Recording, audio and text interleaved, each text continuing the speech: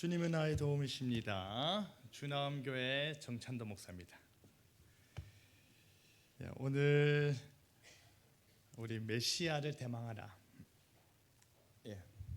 PPT 있습니까? 여러분하고 오늘 리딩 지저스 세미나의 격에 맞춰서 중고 청년부에게는 이제 구약 전체를 간략하게 흐름을 잡으면서 그리스도가 어떻게 드러났는가, 정말 우리가 성경을 배울 때 구약은 오실 메시아, 신약은 오신 메시아로 이야기하는, 정말 성경이 오실 메시아를 그렇게 이야기하고 있는가를 오늘 중고등부 시간 때 다뤘다면요, 오늘 이 시간에는 지금 여러분하고는 메시아, 선지서 중심에서 나타나는 메시아 대망 사상이 어떻게 드러나고 있는가, 정말 이스라엘 백성들에게 메시아가 오실 것이라는 메시지가 어떻게 선포되었는가를 우리 살펴보고자 합니다. 우리 첫 번째는 베들레헴 선포입니다. 평화의 시대에 만족할 수 없다라는 것이죠. 다 함께 읽어볼까요? 시작.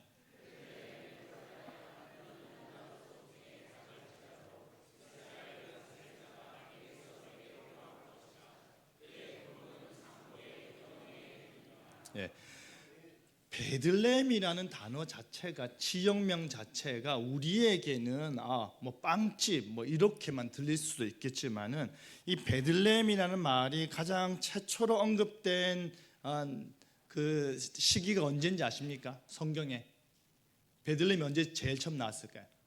라헬의 묘지로부터 나옵니다. 라헬로부터 그리고 룻에게 이르기까지, 그리고 룻기로부터 이새와 다윗에게 연결되는 거죠. 그러니까 우리 입장에서는 베들레헴이구나 라고 들리지만, 실제로 이스라엘에서 구약시대 사람들이 생각할 때 이 베들레헴은 다윗 언약이 자동적으로 상기되는 지명입니다.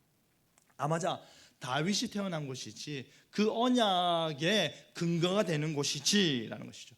여러분 생각해 보십시오. 동방 박사들이 갑자기 뜬금없이 방문을 했습니다.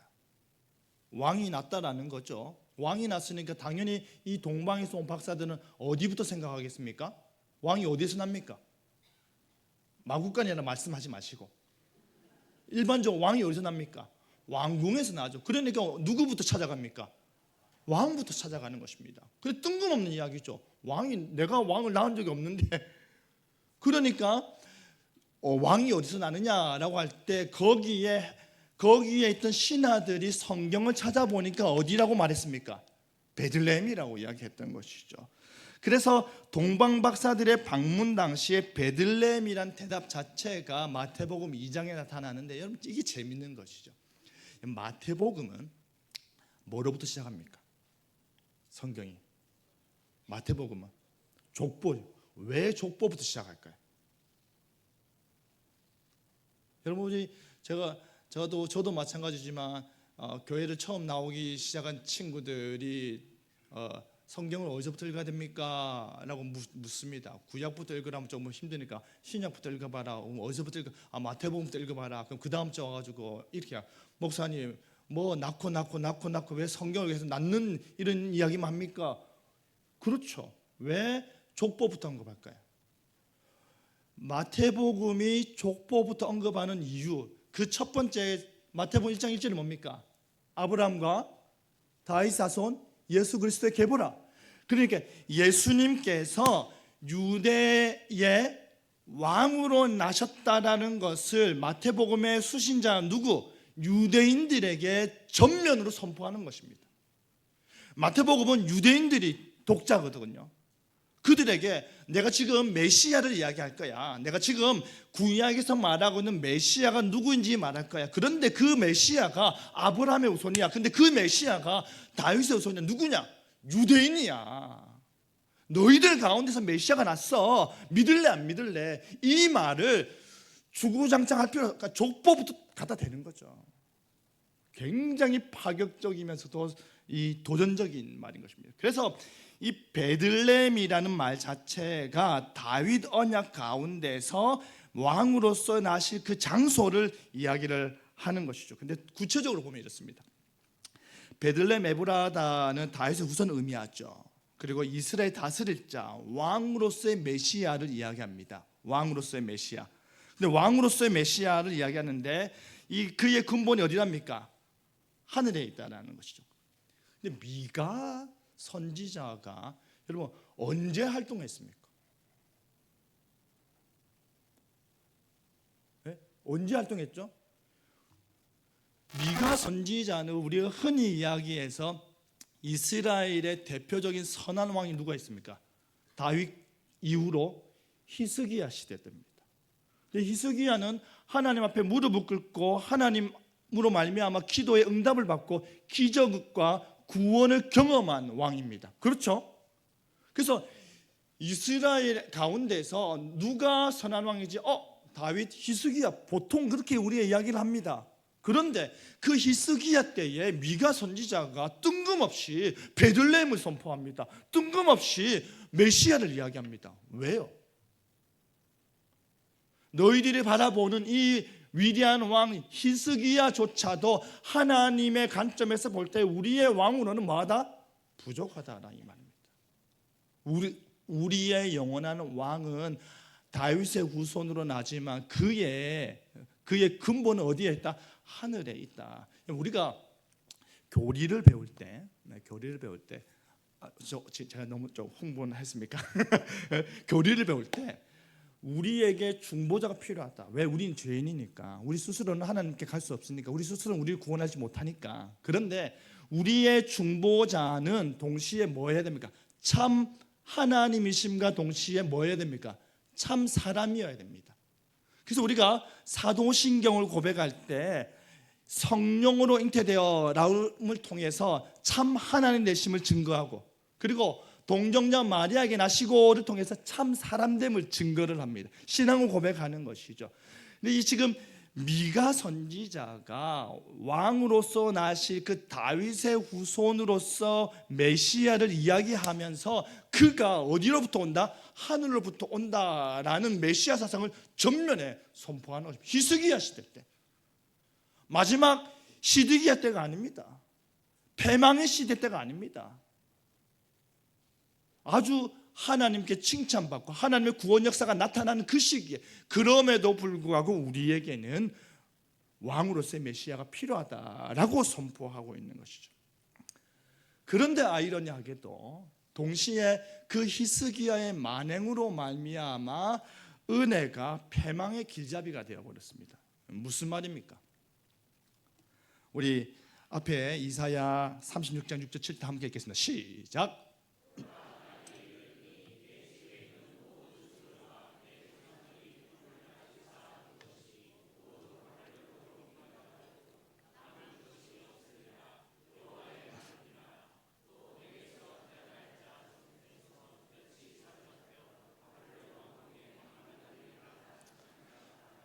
히스기야가 나음을 얻었습니다.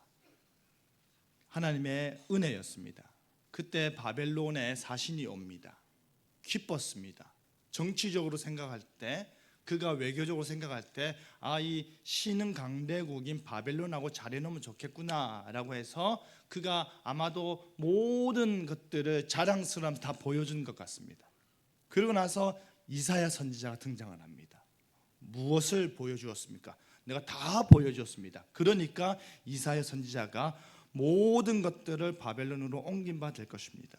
그리고 몇시 사로잡혀 바벨론 왕궁의 환관이 되겠습니다. 대표적인 환관이 누굽니까? 다니엘과 친구들이죠. 그죠? 여기서 환관이 구체적으로 어떻게 실현되었냐가 아니라 종으로 끌려가서 그들의 일꾼으로서 훈련받아서 그들의 우상과 그들의 문화와 그들의 법 아래서 교육을 받았다라는 것이죠. 보십시오. 모두 옮긴 바 됩니다. 어디로요? 바벨론으로요. 그 왕궁의 환관이 됩니다. 어디의 왕궁? 바벨론 왕궁입니다. 그런데 이때 히스기야가 이렇게 말합니다. 당신이 이른바 이사야 선지자한테 하는 말이죠. 여호와의 말씀이 좋소요. 뭐가 좋다는 말입니까? 하나님이 너가 그렇게 교만하고 너가 그렇게 하나님의 뜻에 일치하지 않는 행위를 했기 때문에 너의 나라가 망할 것이다. 너의 후손들이 끌려갈 것이다. 뭐가 좋다는 겁니까? 내 생전에는 평안과 견고함이 있으리로다. 누구의 말입니까? 히스기야의 말입니다. 하나님이 나의 죄악에 대해서 심판을 하시는데 내 때는 아닌 것 같아. 다행이다. 이런 뉘앙스가 다분히 담겨져 있습니다. 충격이죠. 그렇지 않습니까? 나의 죄로 인하여서 나의 후손들의 나라가 바벨론에 의해서 잡혀가고 망할 거지만 내 때는 아니구나. 다행이다. 이런 뉘앙스가 있다 이 말입니다. 인구 감사가 계속 이루어지고 있습니다. 교회가 어떻게 할 수가 없죠. 교회가 고령화되고 있습니다. 자연스러운 현상입니다. 우리 친구들 목사님들끼리 이야기를 하면서 앞으로 우리 교회가 어떻게 해야 될지 많은 고민하다가 농담 반 진담 반으로 이런 말을 한 적이 있습니다. 그래도 우리 때까지는 좀 그나마 괜찮다. 그래서 우리 친구들끼리 다음 세대를 위해서 우리가 한국교회 미래를 위해서 우리 친구들 가운데 아들 하나는 제비뽑기 해가지고 신대원 보내자 이런 이야기를 막 하거든요. 목사 되려고 하지 않으니까. 그런데 우리끼리 나온 말 중에 하나가 우리 때까지는 괜찮은데 라는 말입니다. 그 이후로는 모르겠다라는 것이죠. 똑같은 말인 것입니다. 내 생전에는 평안과 견고함이 있으리로다. 나 때는 괜찮아. 그런데 이스라엘이 남유다가 북이스라엘을 멸망시킨 아수르를 잡아먹은 바벨론이 남유다를 한 번, 두 번, 세 번째서 멸망시키지 않습니까? 이 멸망시켜서 모든 것들을 다 빼앗아서 바벨론으로 끌고 가져가고 여기 있는 사람들을, 여기에 있는 소년들을 잡아가서 환관으로 만들게 되었던 그 근본적인 원인은 히스기야가 제공했다라는 것이죠. 이제 우리가 그러한 시대적인 상황 가운데 새 언약을 바라보게 됩니다. 새 언약이 체결됩니다. 돌판에서 마음판으로. 다 함께 읽어볼까요? 시작.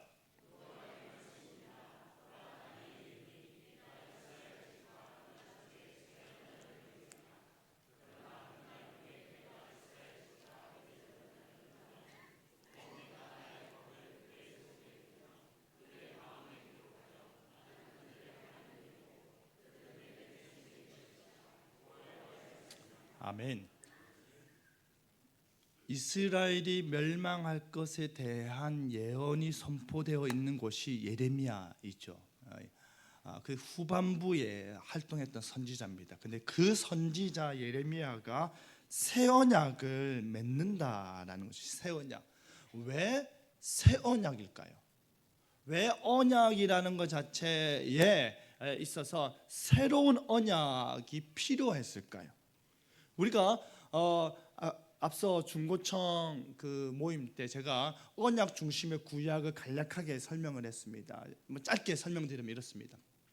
성경은 구약 전체는 언약을 중심으로 계속해서 그 역사가 구원의 역사가 진행이 됩니다.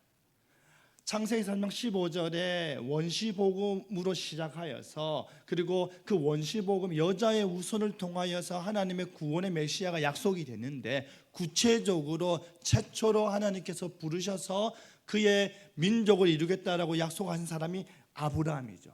아브라함 통해서 창세기 15장의 헷불 언약과 17장의 할례 언약을 맺습니다. 그리고 나서 아브라함 개인에게 맺었던 그 언약의 내용이 이제는 그의 언약에 감추어져 있던 언약에 품어져 있던 내용대로 애굽 땅 종되었던 곳에서 아브라함 헷불 언약에 이야기되었던 것처럼 종살이 하다가 400년 후에 큰 재물을 이끌고 나오리라 했던 그 약속이 성취되는 그 이스라엘의 출애굽 백성들과 시내산 언약을 맺습니다. 그 시내산 언약을 맺었던 그 백성들이 광야 40년을 지나서 약속 땅에 들어가게 됩니다. 정복하게 됩니다. 분배하게 됩니다. 그리고 우리에게도 왕을 주셔서 우리에게도 다른 나라들처럼 왕이 있으면 좋겠습니다 라고 하면서 왕이 세워집니다. 그런데 첫 번째 왕은 실패합니다. 두 번째 왕은 하나님의 마음에 들었습니다. 그게 다윗이었습니다. 그 다윗에게 하나님께서 너의 후손들이 너의 씨를 통해서 내가 계속해서 왕권을 유지하겠다라고 하면서 다윗 언약을 맺습니다. 그런데 보십시오. 아브라함에 대한 그 자녀, 땅에 대한 복에 대한 언약이 구체적으로 이스라엘 전체 민족 시내산 언약으로 주어졌고, 그 시내산 언약이 이제 광야의 백성이 아니라 하나님 나라의 백성이 되기 위해서 왕정제도 가운데서 왕이 주어졌습니다. 그런데 그들에게 그 언약이 주어졌음에도 불구하고 그들에게 예레미야는 새 언약을 맺겠다라고 선포를 하는 것입니다. 왜죠? 이스라엘이 실패했기 때문입니다. 이스라엘이 무엇을 실패했습니까? 뭘 실패했습니까? 여러분 생각할 때 제사 안 드렸습니까? 제사 드렸죠. 선지자가 선포 안 했습니까? 선포했죠. 그들 가운데 기도하는 사람 없었습니까? 있었죠. 뭘 실패했습니까? 그들이 이스라엘이 하나님 백성됨을 실패한 것입니다. 언약이 쉬운 것 같지만 좀 어렵습니다.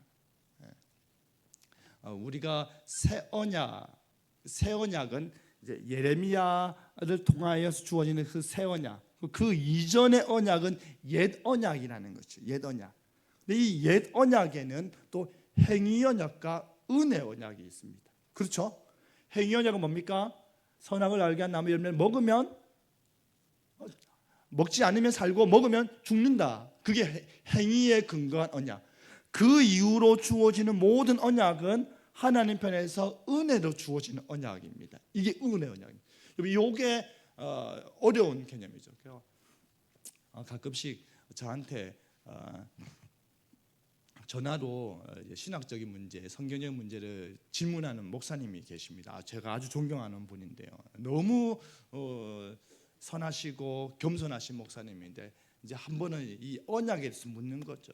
행위 언약이 뭐며, 은혜 언약이 뭐며, 옛 언약은 뭐며, 또 새 언약은 뭐고, 뭐 이 묻는 거죠. 그래서 쭉 설명을 해줬습니다. 너무 제가 설명하니까 너무 고맙다, 너무 고맙다. 그러면 전화를 끊으면 뭐가 날라오는지 아십니까? 치킨 한 마리가 날라옵니다. 감사하다고. 자기가 열심히 책을 읽어도 못 알아듣는데 제가 전화 한 통으로 딱 그러면 제가 앞 서두에 말씀드린 종종 옵니다. 그분 전화 오면 제가 아들한테 오늘 치킨이다. 또 대답하면 전화 한번 하면 한 20분 30분 합니다. 탁 하면 치킨 한 마리 탁 날라오고. 그분은 자기가 책 읽어도 해결 안 되는 거 저한테 간단하게 해결받고, 우리는 치킨 파티하고. 여러분, 이 이스라엘이 하나님께서 민족 전체에게 줬던 그 언약의 실패함으로 말미암아 새 언약이 필요한 것입니다. 근데 그 실패의 내용은 하나님 율법을 온전히 다 못 지켰다.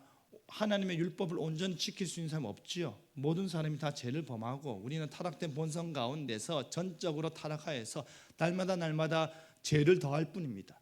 하나님 앞에서 온전한 자, 의로운 자 없습니다. 우리가 레위기를 읽을 때도 어떻습니까? 하나님의 은혜 가운데 읽는 것이죠. 그리스도를 통해서 레위기를 읽을 수밖에 없는 것입니다. 왜 그렇습니까? 여러분 생각을 해보십시오. 여러분 지금 예수님 오기 전이다 생각해 보십시오. 너무 놀랍습니까? 예수님 오기 전에 생각해 보십시오. 여러분 제사 드렸습니다. 제사 드리고 돌아가는 길에 죄 지을까요, 안 지을까요? 제사 드리러 왔다가 예루살렘이나 혹은 실로에 제사 드리러 왔다가 돌아가는 길에 부부싸움 합니까, 안 합니까? 합니까, 안 합니까? 지금 어디 쳐다보는데 합니까, 안 합니까? 에? 그러면 또 서로 성내고 화냈어요. 죄가 있죠. 그럼 죄의 결과는 뭡니까?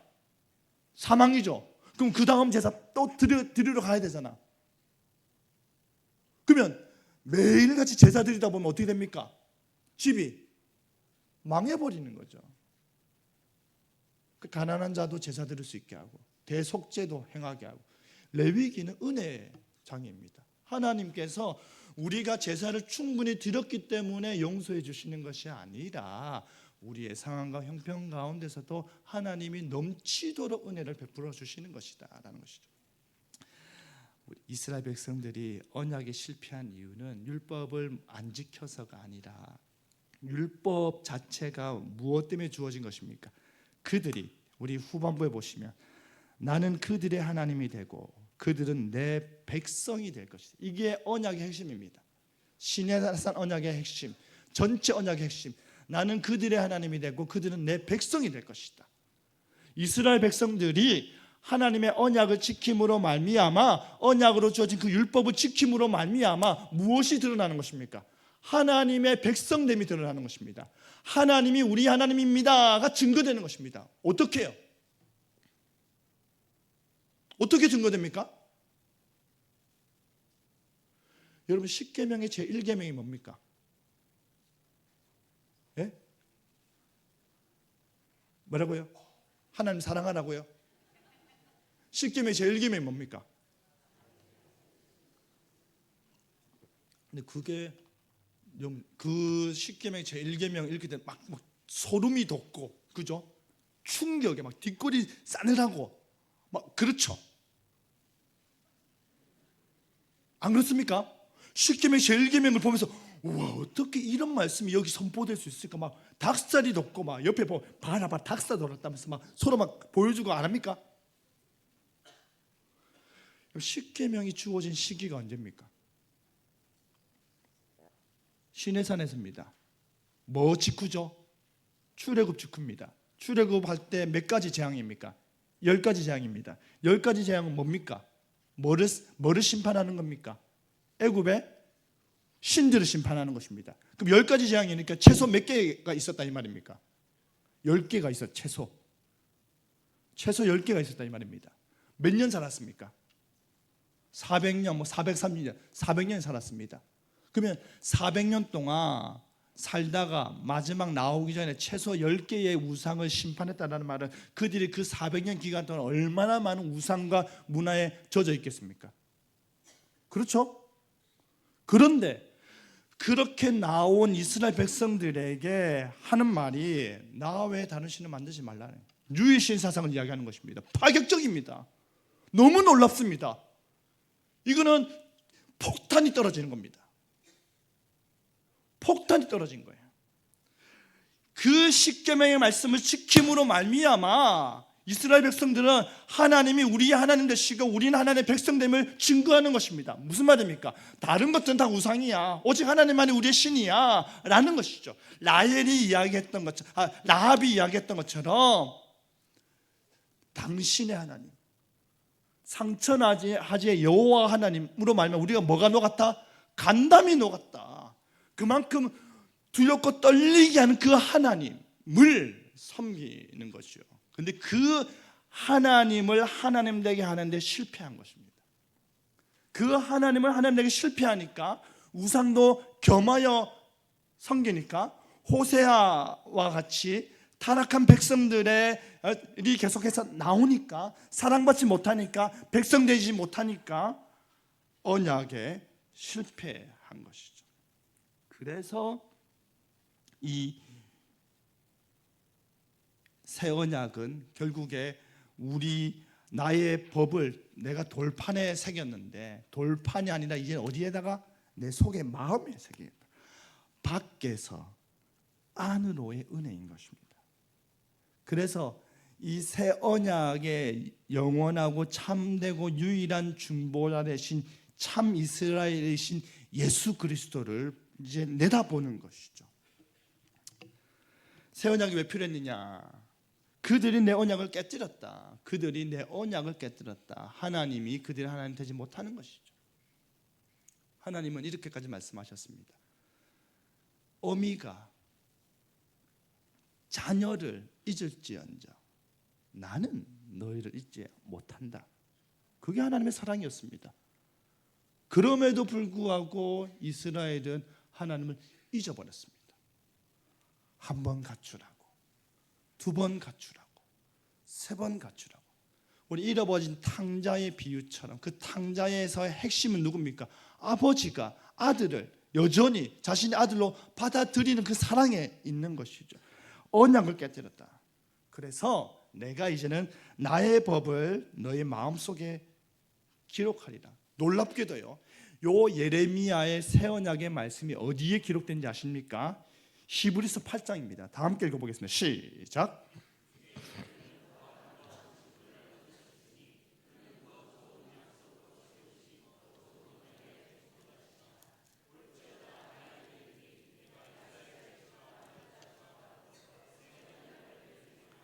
새 언약을 맺으리라 라는 이 말씀, 내가 새롭게 너희들과 언약을 맺어서 그 이전에는 너희들 밖에 돌판에 새겼다면 이제 너희 마음판에 새겨서 너희가 끊임없이 내 말씀을 기억하여 내가 너희 하나님됨을 증명케 하겠다라는 것이죠. 8장 10절입니다. 다 함께 시작.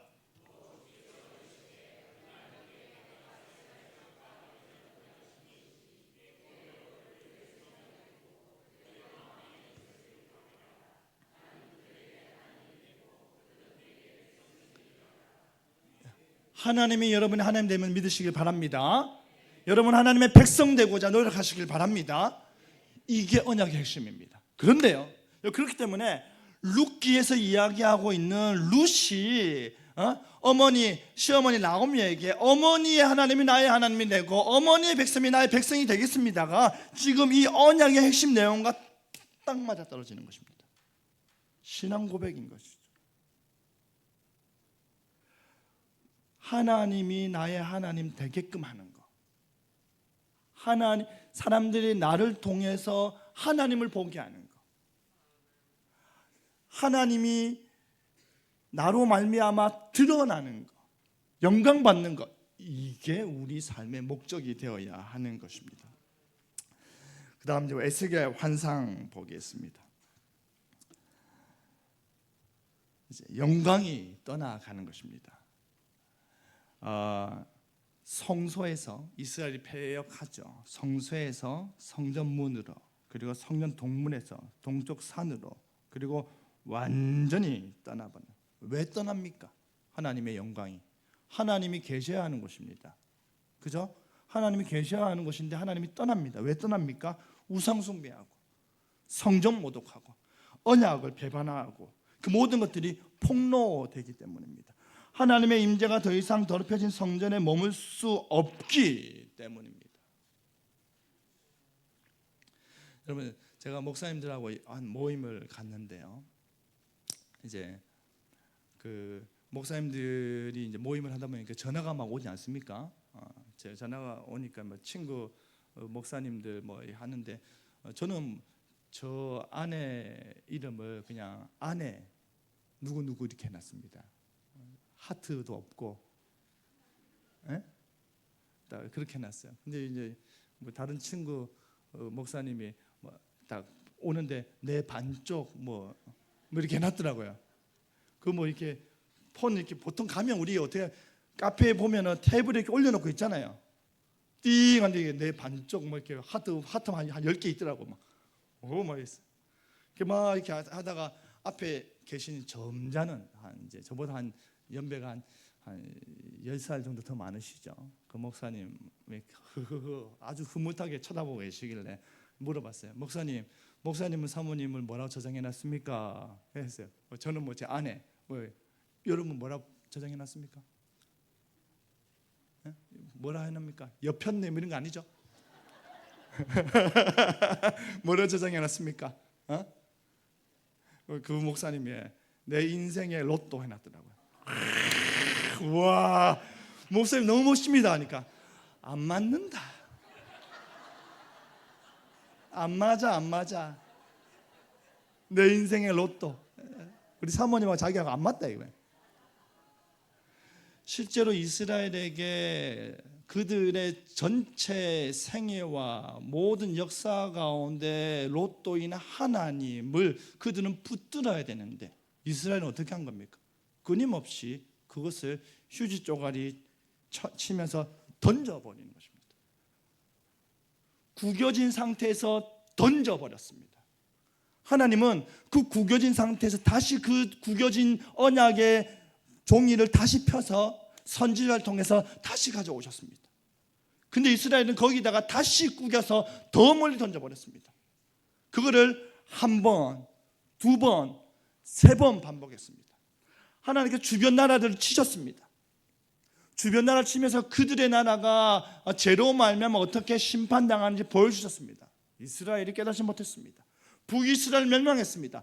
북이스라엘 멸망했으면 남유다가 깨달아야 됩니다. 그런데 남유다는 여전히 북이스라엘의 길을 걸어갔습니다. 계속해서 언약의 증서들을 꾸겨버렸습니다. 그러자 마침내 하나님께서 떠나버리시는 것입니다. 완전히 떠나버리시는 것입니다. 그러다가 에스겔 43장 4절 5절 다 함께 읽겠습니다. 시작.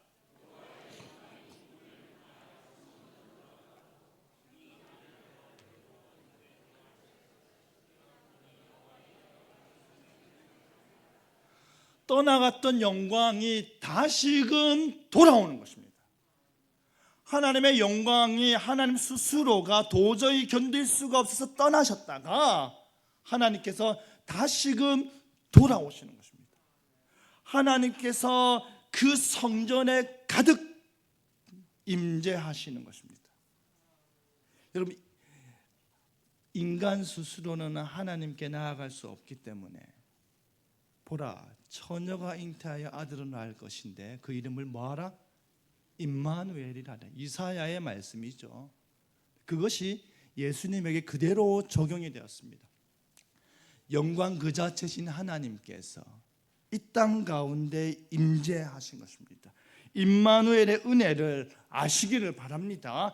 예수님께서 우리 가운데 오심으로 말미암아 하나님의 영광이 그들 가운데 보여진 것입니다. 그래서 요한복음 1장을 보면 다 함께 시작.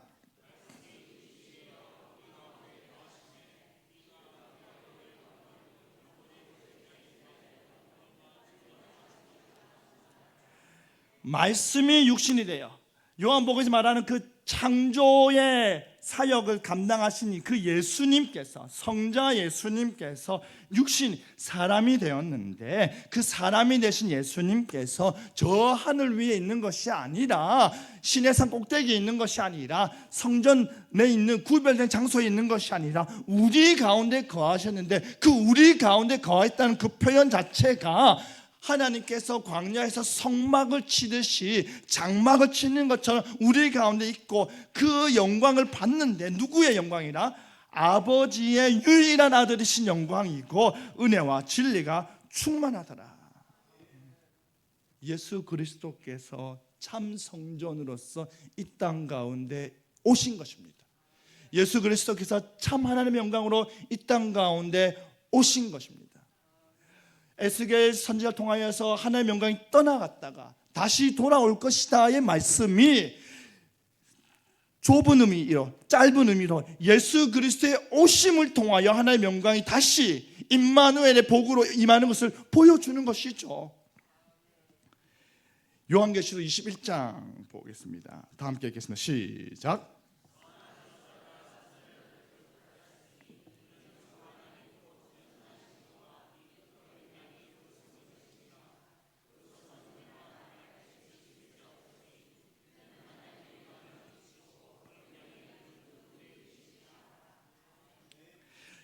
어린 양이 그 등불이라. 그래서 구약에서 선지자들이 그냥 한마디 툭 내뱉은 것이 신약에서 메시아에게 그냥 아무 때나 가져와서 우리가 짜집기 하듯이 예수님으로 이어받는 것이 아니라 실제 구약 그 시대 상황을 고스란히 반영하면서 메시아가 오실 것이다, 메시아에 대한 사상이 계속해서 예언되었다라는 것입니다. 그리고 그 성전, 그 하나님의 영광 그 자체인 예수님을 실제로 그들이 고대하는 것이죠. 다섯 번째 보겠습니다. 포로기환, 연수가 찹니다. 너무나도 중요한 말씀이죠. 다니엘 9장 1절 2절 다 함께 읽겠습니다. 시작.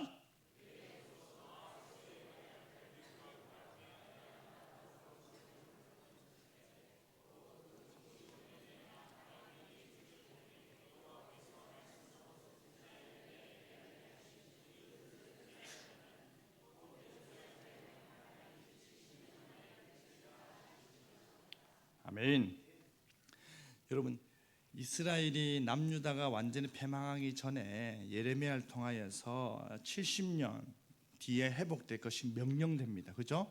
그 역대하 마지막 부분과 에스라 초반부가 동일한 말씀으로 이제 고레스를 통하여서 고레스 원년에 이스라엘 회복이 예언되어 있습니다. 놀라운 거죠. 70년이라는 그 시간 동안에 여러분 제1차 포로기 당시에 먼저 볼까요? 605년에 남유다가 첫 번째 침공을 당합니다. 그리고 20년 가까운 세월 동안 3번 침공을 당하죠. 1차 포로 때 다니엘이 잡혀갑니다. 그리고 20년이 지난 뒤에 예루살렘 성전이 무너지는 것을 보게 되는 거죠. 그리고 나서 평생을 바벨론 밑에 살다가 이제 바벨론이 멸망하게 됩니다. 그럼 다니엘 입장에서는 자신이 1차 포로 때 끌려와서 지금 막 약 67년이라는 시간이 흘렀습니다. 인생 대부분이 흘렀습니다. 그 가운데 무너질 거라고 생각 못했던 바벨론이 갑자기 무너져 버립니다. 그리고 나서 메대의 다리오 메대의 족속 등극하게 되는 거죠. 그러면서 깨닫는 것입니다. 예레미야의 말씀이 이렇게 돼버리는 것이죠. 여러분, 이 모든 것들을 바라볼 다니엘은 얼마나 흥분했겠습니까? 바벨론이 무너졌어. 바벨론이 무너졌어. 정말 고레스가 왕이 되었어. 그 원년에 예레미야를 통하여서 하신 말씀이 이루어질 거야. 그것을 보는 것입니다. 그러니까 다니엘이 9장 19절에 나의 하나님이여 주 자신을 위하여 하시옵소서. 이는 주의 성과 주의 백성 주의 이름으로 일컫는 바 됨이니이다. 하나님께서 하나님 자신을 위해서 그 언약의 일을 행하시옵소서라고 하는 것입니다. 얼마나 위대한 신앙입니까? 하나님이여 하나님의 영광을 위하여서 하나님 자신을 위하여서 일을 하시옵소서라고 다니엘이 기도하는 것입니다. 그럼 저는 성경에 흐르고 있는 구원 역사, 그리스도로 말미암아 흐르고 있는 그 구원의 역사, 구속사에 대한 설교를 지금 수년간 저희 교회에서 하고 있습니다. 그래서 그 구속사 설교를 반복하기도 하고 또 때로는 가르치기도 하고 또 때로 책도 내기도 하고 그렇습니다. 그런데 제가 여러분에게 오면서 고민을 했어요. 우리 대구 대교회 성도들에게 내가 줄 수 있는 선물이 무엇이 있을까라고 하면서 설교를 쭉 한 것을 쭉 훑어보았습니다. 구속사 16주제를 가지고 설교를 했던 내용들을 가지고 그 가운데 제가 설교 몇 편을 이제 묶어가지고 이렇게 가져왔는데요. 제가 그 구원의 역사를 설교하면서 느꼈던 그 한마디를 말한다면 압도적인 은혜입니다. 하나님께서 이스라엘 백성들에게 베풀어 주신 그 압도적인 은혜. 하나님께서 이스라엘 백성들이 끊임없이 못합니다, 실패합니다, 할 수 없습니다, 우리는 안 됩니다 라고 할 때 끊임없이 넘어지고 발을 질질질 끌고 있는 이스라엘 백성들을 구축하면서까지 이끄시면서 은혜를 베푸시는데 그 은혜가 너무나도 압도적이다 이 말입니다. 하나님의 압도적인 은혜가 여러분에게 임하기를 바랍니다. 하나님의 압도적인 은혜가 여러분의 삶을 압도하기를 바랍니다. 여러분의 신앙을 압도하고 여러분의 자녀들을 휘어잡고 우리의 삶을 정말 하나님의 은혜의 보좌로 나아가게끔 압도하는 역사가 일어나기를 바랍니다. 마지막으로 마지막 예언의 부분입니다. 갑자기 오시리라. 말라기인데요. 우리 말라기 3장 1절 다 함께 읽겠습니다. 시작.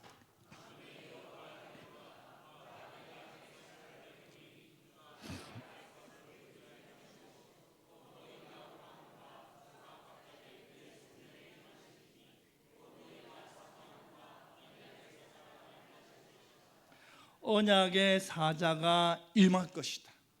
구약의 가장 마지막 책에서 뭘 약속하고 있습니까? 언약의 사자가 올 거야. 언약의 성취자가 올 거야. 그 언약의 성취자를 위해서 미리 준비할 자도 오겠지만은 실제 그 언약을 이룰, 우리를 대신해서 이룰 분이 오실 거야라는 것이죠. 그런데 말라기는 너무나도 충격적이고 재미난 책입니다. 왜 그렇습니까? 말라기에는 뭐가 무너졌기 때문에, 말라기 시대에는 뭐가 무너졌기 때문에? 예배가 무너졌기 때문입니다. 예배가 어떻게 무너졌습니까? 왼쪽을 보시면 너희 중에 성전문을 닫을 자가 있었으면 좋겠도다. 누가 한 말입니까? 누가 한 말입니까? 하나님이 하신 말씀입니다. 이스라엘 백성들이 눈먼 거, 저는 거, 병든 거, 그런 거 가져와가지고 하나님께 제사를 드려놓고 하나님이여 우리에게 은혜를 베푸시옵소서라고 반복하고 있으니까 하나님께서 말라기 선지자를 통해서 너희가 그것을 너희 상전에게, 너희 왕들에게 바쳐봐라. 너희가 눈먼 거, 저는 거, 병든 거를 너희 상전에게 바쳐봐라. 그들이 좋아하겠느냐?